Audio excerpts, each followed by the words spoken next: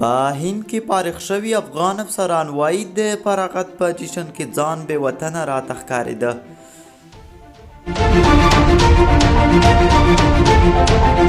سلام ستړي مه شئ لیدونکو، وخت مو بخیر. پام وکړئ د دې مهال تازه او مهم راپور ته. د سرتېري کار د خاورې د دفاع او د مور وطن د ناموس ساتنه ده. له سیاست سره زموږ کار نشته. د فراغت په جشن کې ځانونه بې مور او بې وطنه راته ښکارېدل. خو شکر موږ وطن لرو، هیلهمن یو چې اړیکې ښې شي او موږ ته د عزت په سترګه وکتل شي.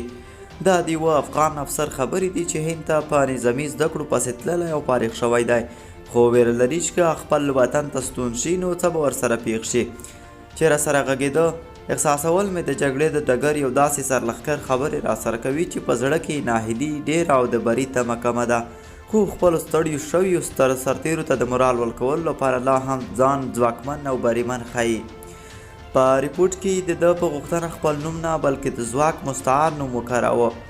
کله چې په 2001 کې د طالبانو تیر نظام وپرځول شو، تیر افغان حکومت نظامي برخې ته تر بلې هرې هغې توجه ډېره کړه.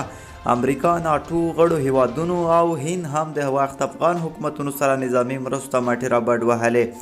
افغان امنیتي ځواکونو ته د وسلو او مهماتو د ورکړې ترڅنګ زرګونه سرتېرو ته په بېلابېلو برخو کې د پوځي او ملکي زده کړو زمینه برابره کړه. د افغانستان ملي دفاع وزارت ځینو نورو هیوادونو غوندې هند ته هم هر کال لسګونه سرتېري لېږل چې هلته نظامي زده کړې وکړي. واک ته د طالبانو رسېدو څو میاشتې مخکې هم یو ډله کسان هند ته په زده کړو پسې ولېږل. ځواک هم له خپلې شاوخوا 40 کسیزې ډلې سره له کابله هند ته لاړه. وایي موږ هغه کسان یو چې په افغانستان کې مو د لیسانس دوره پای ته رسولې وه. د یوې آزادې سیالۍ له لارې د ملي دفاع وزارت له لوري ټاکل شوي او هند ته رالېږل شوي یو. دلته مو نظامي تعلیمات وکړل او ځینې ملکي مضمونونه مو هم ولوستل او له نیکمرغه فارغ شو.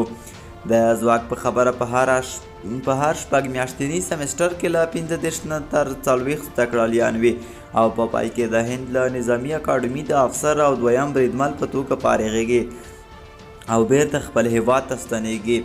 ځواک وایي دا ځل هم 43 تنه د هند له نظامي اکاډمي فارغ شول. موږ سرتېري یو، نه مخکیني او نه اوسني سیاست سره عرض لرو.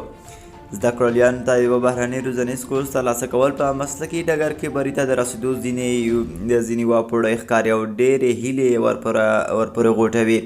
ځواک ورسره تللي سرتېري هم خوشحاله وو چې هند ته په نظامي زده کړو پسې ځي. هغه هیواد که څه هم د افغانستان سره شریکه پوله نه لري، خو تیر حکومت په سیاسي او اقتصادي ډګر کې ډېر نږدې او خواخوږی ګاونډی باله.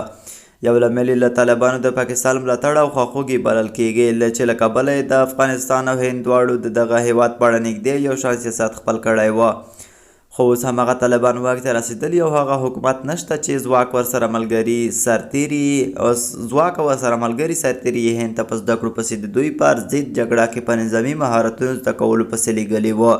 خو ځواک چې د سرتېري له سیاست سره څه دی زیاتوي، موږ نظامیان یو، موږ نه مخکیني او نه اوسني سیاست سره عرض لرو. موږ سرتېري یو، سرتېري خپل کار سره لري، له خپلې خاورې د خپل هیواد له ناموسه دفاع کوي. څو ورځې مخکې د دغو فارغو شوي افغان پوځیانو د فراغت د جشن عکسونه خپاره او په خپله رسنیو ډېر لاس په لاس شول. مبارکۍ او هیلهمندۍ ډېرې وې، خو دا پوښتنې هم وشوې چې د دوی به افغانستان ته ستنېږي او که څنګه، ځکه چې د جمهوري نظام تر سقوط او واک ته د طالبانو له رسېدو شاوخوا یوه میاشت وروسته د دغو افسرانو یوه بله ډله هم فارغه شوې وه چې ډېری یې زړه ښه نه کړ افغانستان ته ستانه شي. ځواک وایي هغه افسرانو ته څو ځلې مظاهرې وکړې او هند حکومت اړ شو چې د انګریزي او کمپیوټر زده کړو یو کلن کورسونه ورته برابر کړي او په خبره یې تازه فارغ شوي کسان هم اوس هماغه برخلیک سره مخ دي.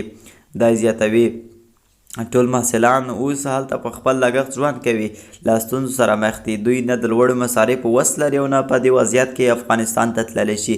افغان سفارت نه مو هیله کړې چې د هند له بهرنیو چارو وزارت وغواړي چې د تیر په څېر د ظرفیت لوړونې کورسونه